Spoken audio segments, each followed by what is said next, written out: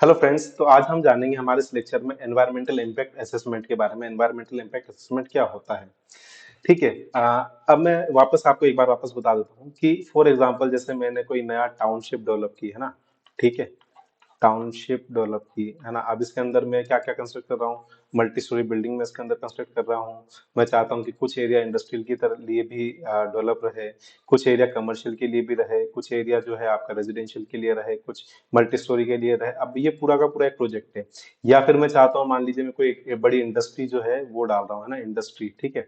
अब इंडस्ट्री डालने के लिए मुझे क्या करना पड़ेगा कि इंडस्ट्री में से कुछ जो है वो पोल्यूशन बाहर निकलेगा, धुआं निकलेगा बाहर, है ना। कुछ केमिकल मेरे को नदी के अंदर भी ड्रॉप करना पड़ेगा। मान लीजिए कुछ केमिकल इंडस्ट्री है ना। कुछ वेस्ट है तो वेस्ट आने जाने के लिए ट्रक जो है, ट्रक आएंगे, है ना। ठीक है। ट्रक आएंगे जाएंगे तो उससे क्या होगा कि पोल्यूशन होगा, है ना। ये सारी की सारी एक्टिविटी क्या करती है, कहीं ना कहीं इन्वायरमेंटल पे इम्पेक्ट डालती है। ठीक है।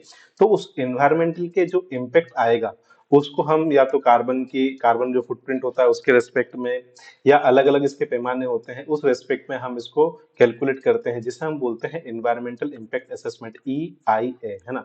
ये असेसमेंट से क्या होता है कि आपको रिपोर्ट मिल जाती है। उससे पता लग जाता है कि आपका जो प्रोजेक्ट है वो एनवायरमेंटल के साथ है या नहीं है। जो आजकल हम बात करते हैं सस्टेनेबल की, वो इसी के रिगार्डिंग करते हैं। तो आजकल ये कंपलसरी कर दिया है कि आपको, आपका कोई बड़ा प्रोजेक्ट है तो उसका एनवायरमेंटल इम्पैक्ट असेसमेंट आपको करवाना पड़ेगा। और अगर वो नहीं है तो उसको मतलब परमिसिबल लिमिट के अंदर नहीं है तो आपको लिमिट के अंदर लाना पड़ेगा। Environmental impact assessment is a process that identifies and evaluates the potential environmental and social impact of a proposed project or development. The aim is to ensure that any negative impacts are identified and addressed, and that any positive impacts are maximized. तो जो जो negative impact है उनको identify किए जाएं, उनको reduce किए जाएं, और अगर एनवायरमेंटल पे कोई पॉजिटिव इम्पैक्ट आ रहे हैं, आपको मान लीजिए कोई गार्डन बना रहे हैं, कोई बड़ा अच्छा सा जगह को डेवलप कर रहे हैं, पेड़ पौधे लगा रहे हैं, कोई झील उसके आसपास के एरिया को गार्डन में डेवलप कर रहे हैं, तो अगर पॉजिटिव इम्पैक्ट आ रहे हैं तो उसको कैसे मैक्सिमाइज किया जाए, इसका हमें एक असेसमेंट की रिपोर्ट देनी पड़ती है। वाई एनवायरमेंटल इम्पैक्ट जरूरी है, क्यों जरूरी है, इंपॉर्टेंट है। The purpose of EIA is to promote sustainable development, है ना।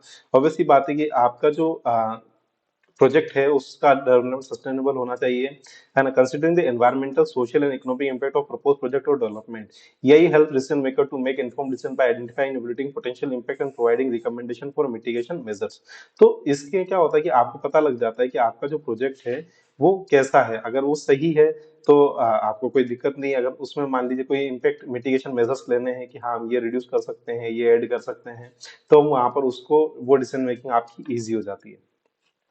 क्या क्या प्रोसेस है एनवायरमेंटल इम्पैक्ट असेसमेंट का, तो मैंने लास्ट लेक्चर में आपको बात किया था, नहीं हो तो आप लास्ट लेक्चर में देख सकते हैं। पहला पॉइंट आता है screening. This is the initial step in which the project or development is evaluated to determine if it is requires an EIA। अब मान लीजिए कोई प्रोजेक्ट है तो सबसे पहली बात की कोई प्रोजेक्ट है, इसको सच में EIA की जरूरत है या नहीं है। मान लीजिए आप कुछ चार शॉप्स की एक कोई एरिया खोल रहे हैं तो उसकी EIA की जरूरत नहीं लगती है आपको, है ना। फिर scoping, the step involves identifying the potential impact of the project and determine the scope of the assessment. तो दूसरा मान लीजिए कोई मीडियम प्रोजेक्ट है, अब उसमें वहां पर आपको पोटेंशियल इंपैक्ट देखने को मिलता है कि हाँ यहाँ से चिमनी डेवलप होगी, चिमनी से धुआं जो है एनवायरमेंट में बाहर निकलेगा, है ना। तो वहां पर उसका एक स्कोप डेवलप होता है असेसमेंट का कि हाँ आपका जो वो है वो डेवलप होना चाहिए, है ना। दूसरा आता है impact assessment. This step involve identifying and evaluating the potential environmental and social impact of the project. तो ये जो सबसे पहले आप इम्पैक्ट असेसमेंट करते हैं कि हाँ इसका क्या क्या एनवायरमेंटल और सोशल इम्पैक्ट आएगा इस पर्टिकुलर प्रोजेक्ट का। ठीक है। Mitigation, the step involves developing and implementing measures to minimise the negative impact of the project. फिर इसके बाद आप क्या एक रिपोर्ट तैयार करते हो जिसमें आपको पता होता है कि इसके लिए क्या क्या मिटिगेशन लेने पड़ते हैं। मान लीजिए आपने कोई बहुत ज्यादा केमिकल आप बाहर छोड़ रहे हो तो आप उसके लिए प्रोविजन बनाओगे, आप इससे ज्यादा नहीं छोड़ोगे, इससे, है ना, आपको इतने पौधे लगाने पड़ेंगे। आपने देखा होगा कि जो भी इंडस्ट्री होती है वहां पर ग्रीनरी बहुत जरूरी होती है ना। तो वो ग्रीन इसलिए होती है क्योंकि वो अपने नियमों में है कि आपका अगर कोई बड़ी कंपनी है, बड़ी इंडस्ट्री है, तो वहां पर इतने परसेंटेज ग्रीनरी अवेलेबल होनी चाहिए। Monitoring, this steps involve monitoring the implementation of the project and impacts over time. तो ऐसा नहीं है कि एक बार इन्वायरमेंटल इम्पैक्ट असेसमेंट हो गया और आपने छोड़ दिया, प्रोजेक्ट अपने हिसाब से डेवलप हो रहा है। टाइम टाइम पर हमें उसकी मॉनिटरिंग करनी पड़ेगी और जो हमने उसको सजेशन किए हैं वो इम्प्लीमेंटेशन हो रहा है या नहीं हो रहा है वो देखना पड़ेगा। फिर रिव्यू करना पड़ेगा। Step involves reviewing the effectiveness of the mitigation measure and identify any further action to be necessary. तो फिर आपने देखना पड़ेगा कि जो आपने एक्शन लिए हैं उसका सच में इफेक्टिव है या नहीं है, और नहीं है तो फिर आपको और एक्शन उसमें लेने पड़ेंगे। ये पूरा पूरा प्रोसेस है एनवायरमेंटल इम्पैक्ट असेसमेंट में। सबसे पहले स्क्रीनिंग करते हैं, फिर स्कोपिंग, फिर असेसमेंट, मिटिगेशन, मॉनिटरिंग और रिव्यू। टाइप्स ऑफ इम्पैक्ट, अगर हम बात करें टाइप ऑफ इम्पैक्ट की, environmental impact assessment consider both direct and indirect of the proposed project and development. पहला आता है biophysical impacts. These are impacts of the physical environment such as air quality, water quality, soil erosion and habitat loss।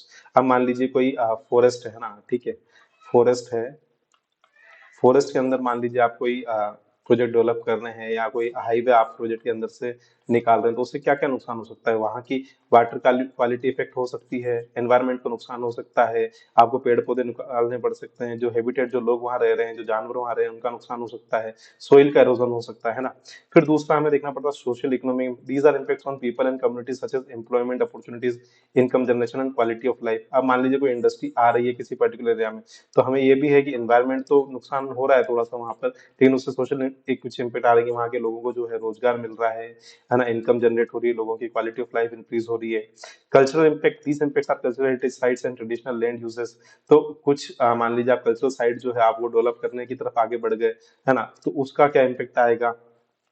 फिर health impact, these are impacts on public health such as exposure to hazard substance and increased risk of disease.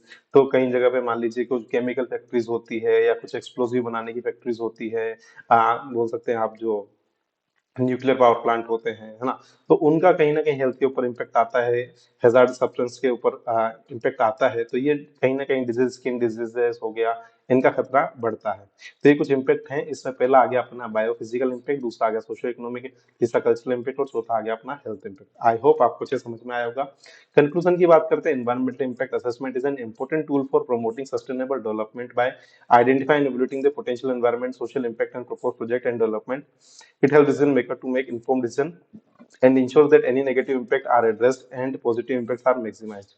ठीक है, तो obviously बात है, कोई project है उसका environment पे क्या इम्पैक्ट आ रहा है, क्या सोशियो इकोनॉमिक आ रहा है, क्या बायोलॉजिकल फिजिकल आ रहा है ना, तो ये सारा का सारा इम्पैक्ट हमें कैलकुलेट करना है और पॉजिटिव इम्पैक्ट को हमें मैक्सिमाइज करना है, नेगेटिव को रिड्यूस करना है। Thank you so much, please subscribe कीजिए मेरा चैनल, इतना तो आप देखते भी नहीं होंगे, थैंक यू, कर दीजिए।